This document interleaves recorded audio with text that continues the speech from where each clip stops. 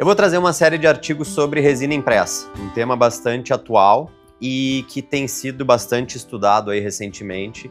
E o primeiro deles, a gente faz ou é feita uma avaliação entre diversos materiais, sendo um deles a resina impressa, comparado com PMMA fresado, com resina fresada e com o de silicato de lítio também fresado.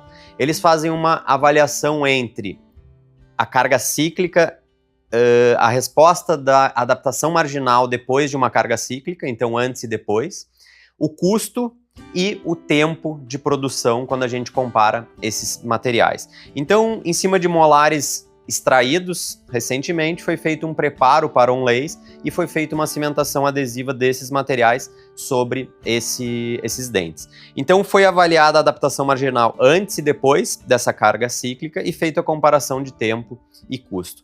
O que eles mostraram? Que a resina impressa ela teve uma adaptação marginal tanto antes como depois dessa fadiga, dessa carga, similar aos materiais definitivos e superior ao PMMA. Então, o PMMA, considerando ele como uma restauração provisória, ele teve uma adaptação marginal inferior, sendo que todos os outros materiais tiveram uma adaptação superior.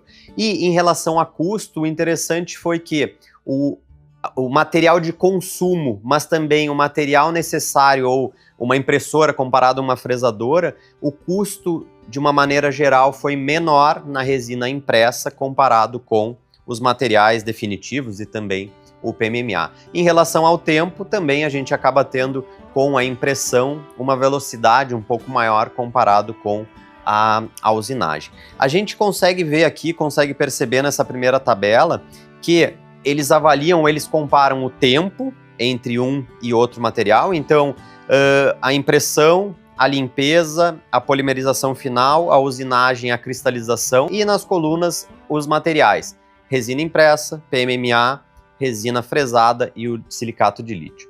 Nessa outra tabela, eles fazem a comparação de custo dos consumíveis e na última tabela, a comparação do material ou do custo de investimento inicial necessário para cada um deles. Por final, eu só queria trazer essa última figura que é feita a comparação de adaptação dos materiais antes e depois da fadiga.